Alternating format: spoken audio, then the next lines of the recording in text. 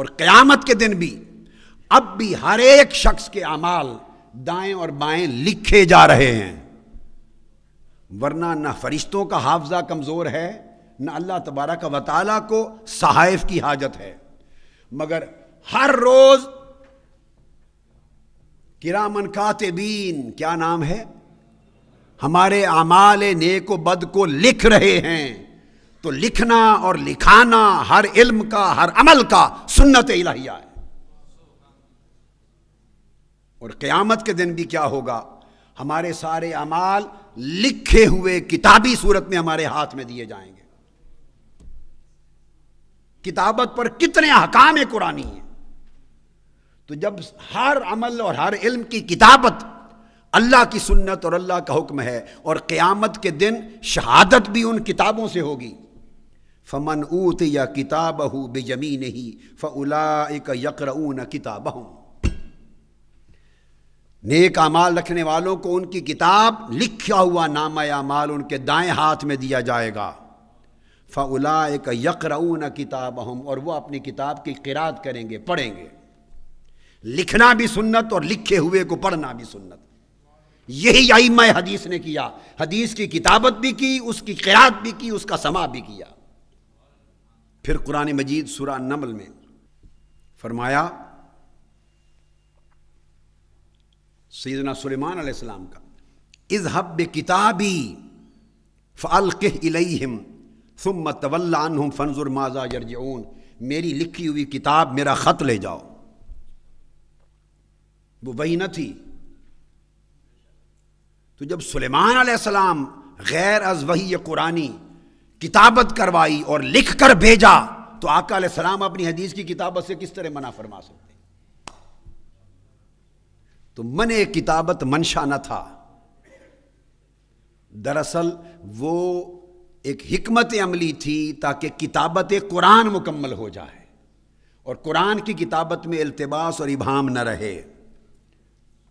تو اللہ رب العزت نے کتابت کو سنت قرار دیا، اس لیے آقا علیہ السلام نے جب وہ خطرہ ختم ہو گیا، قرآن مجید کی حفاظت میں، کتابت میں اختلاط و التباس کا خطرہ ختم ہو گیا، اندیشہ دور ہو گیا اور اہتمام کر لیا گیا، زیادہ کاتب تیار ہو گئے، ممیز ہو گئے، تو آقا علیہ السلام نے حکم دے دیا کتابت حدیث کا۔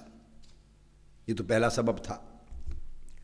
دوسرا سبب یہ تھا کہ مدینہ طیبہ میں اکثر صحابہ، وہ چونکہ جو انصار تھے وہ یہود و نصارہ تھے، اہل کتاب تھے جو مسلمان ہوئے تھے، اب ان کے پاس پرانی کتابیں اور انبیاء علیہ السلام کے صحیفے تورات اور انجیل کے علاوہ بھی لکھے ہوئے موجود تھے، اور ان میں تحریف و تبدیلی ہو گئی تھی، اور ان کے ہاں ہر چیز کو لکھنے کا اور پرانے صحائف کو بھی لکھ کے پاس رکھنے کا رواج تھا۔ سو وہ قرآن مجید بھی لکھتے، احادیث بھی لکھتے، پہلے انبیاء کے صحائف بھی پاس رکھتے، وہ صحابہ جو اہل کتاب میں سے مسلمان ہوئے تھے، اور سب کچھ وحی الہی پر تھا، درست بھی چیزیں تھیں اور غلط بھی تھیں، تو ان کے خلط ملط ہو جانے کا احتمال تھا۔ اور احادیث میں ایسے واقعات آئے ہیں، سیدنا فاروق اعظم رضی اللہ تعالیٰ عنہ سے مروی کہ کسی سے پوچھا، ان کے ہاتھ میں کتاب تھی اور آقا علیہ السلام نے بھی دیکھی، اور جب کھول کے دیکھا کہ کیا ہے تو وہ حضرت دانیال کی کتاب تھی۔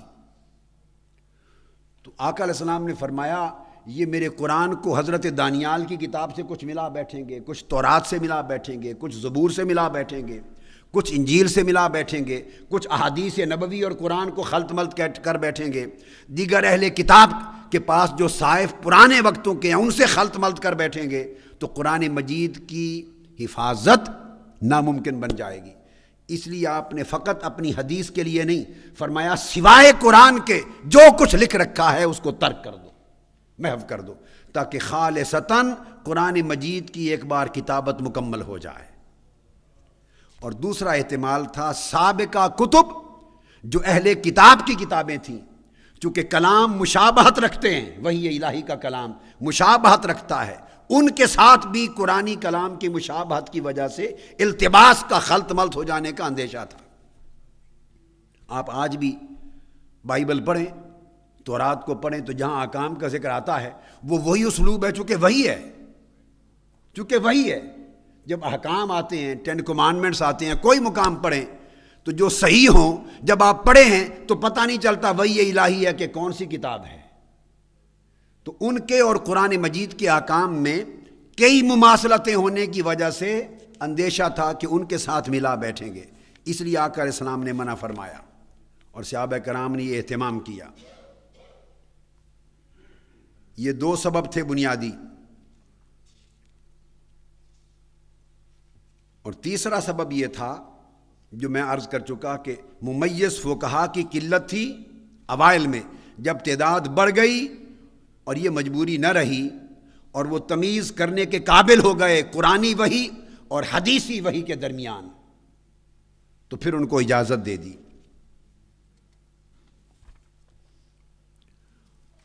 اور ایک سبب اس کا بنیادی یہ تھا کہ آقا علیہ السلام چاہتے تھے کہ یہ میری احادیث کو یاد کریں۔ کتابت کی اجازت تو بعد ازاں دے دی، مگر جب منع کیا اس وقت اس امر پہ زور تھا کہ میری احادیث کو یاد کر کے آگے روایت کرنا سیکھیں۔ صحابہ کو محدث بنانا چاہتے تھے، اور اگر کتابت کر لی جائے تو انسان اس پر تکیہ کرتا ہے، حفظ نہیں کرتا۔ درجنوں احادیث ہیں آقا علیہ السلام کی جن میں آپ نے فرمایا کہ جو میری حدیث کو سنے اور من و ان یاد کرے اور یاد کر کے آگے پہنچا دے، اس کے لیے اجر اور فضیلت ہے۔ تو آپ زور دینا چاہتے تھے احادیث مبارکہ کو یاد کرنے پر۔ یہ وہ بنیادی اسباب تھے تاکہ حفظ پر تاکید ہو اور سابقہ کتب اور صحائف کے ساتھ اختلاط نہ ہو، اور قرآن مجید کی کتابت جلد از جلد مکمل ہو جائے۔ ان 5 بنیادی اسباب کی وجہ سے اوائل دور میں تھوڑے عرصے کے لیے منع فرمایا، جس کی بعد میں اجازت عطا فرما دی۔ اب جو اجازت دی اس کا آقا علیہ السلام نے پھر اہتمام کیا۔ ایک تو آقا علیہ السلام نے کاتب تیار فرمائے، اور صحابہ کرام آپ کی مجلس میں بیٹھتے، جب اجازت دے دی وہ حدیثیں میں آپ کو بتاؤں گا، ان کے ساتھ کتب حدیث بخاری مسلم آقا علیہ السلام کے اپنے حکم بھری پڑی۔ تو آقا علیہ السلام نے 40 کاتب تو قرآن مجید کے وحی کے لیے تیار فرمائے۔ پھر آقا علیہ السلام جو صدقہ اور خیرات اور زکوٰۃ کا حکم صادر فرماتے تو کچھ کتاب الصدقہ تیار فرمائے، ان کی ڈیوٹی تھی کہ وہ صدقہ اور زکوٰۃ کے احکام کو لکھیں۔ وہ قرآن مجید کے علاوہ تھا، احادیث نبوی تھیں۔ کچھ لوگوں کو جو معاملات ہوتے لین دین اور قرضوں کے، اور ان معاملات کو لکھنے پر آقا علیہ السلام نے معمول فرما دیا۔ کچھ صحابہ کو اپنے رسائل اور خطوط لکھنے پر معمول فرما دیا۔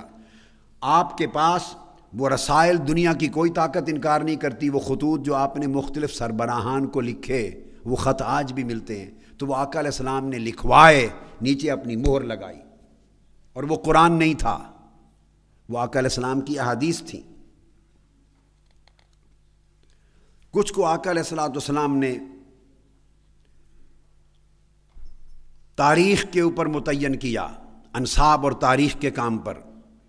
نتیجہ یہ ہوا کہ آقا علیہ السلام کی کاوش سے لکھنے کے اہل کاتب اتنے بڑھ گئے۔ جب حدیث کی کتابت شروع ہوئی تو صرف مدینہ طیبہ کی جو مساجد تھیں شہر مدینہ میں، ان میں 9 مساجد ایسی تھیں، 9 مساجد آقا علیہ السلام کی مسجد نبوی کے علاوہ گرد و نواح میں 9 مساجد ایسی تھیں جن میں قرآن مجید کی تعلیم دی جاتی اور قرات اور کتابت سکھائی جاتی تھی۔ 9 مساجد میں مدینہ میں کتابت سکھائی جاتی تھی، اور وہ کتابت مرد صحابہ بھی سیکھتے اور صحابیات بھی سیکھتی، اور وہ معلم جن کو آقا علیہ السلام نے کتابت سکھانے پر متعین کیا اور جن کے ذریعے کتاب یعنی کاتبین تیار ہوئے اور احادیث کی کتابت شروع کروائی گئی، ان میں سعد بن الربیع الخزرجی یہ سب سے پہلے معلم تھے جنہوں نے اسکول کھولا اور کتابت سکھائی، اور یہ ان 12 نقباء میں سے تھے جن کو آقا نے مینا میں متعین کر کے ہجرت سے پہلے مدینہ بھیجا تھا۔ دوسرے بشیر بن سعد بن ثعلبہ تھے الخزرجی، جو کتابت سکھاتے تھے۔ تیسرے ابان بن سعید بن العاص تھے رضی اللہ تعالیٰ عنہ، یہ کتابت سکھاتے تھے۔ یہ تینوں صحابہ بتا رہا ہوں۔ پھر آقا علیہ الصلوۃ والسلام نے اپنی زوجہ مطہرہ ام سلمہ رضی اللہ تعالی عنہا کو معلم کتابت کی طرف بھیجا اور ان سے کتابت سکھوائی، ان کو بلایا۔ اس طرح عبداللہ بن عمر رضی اللہ تعالیٰ عنہ کاتب بنے، کتابت سکھاتے تھے اور کاتب ہوئے۔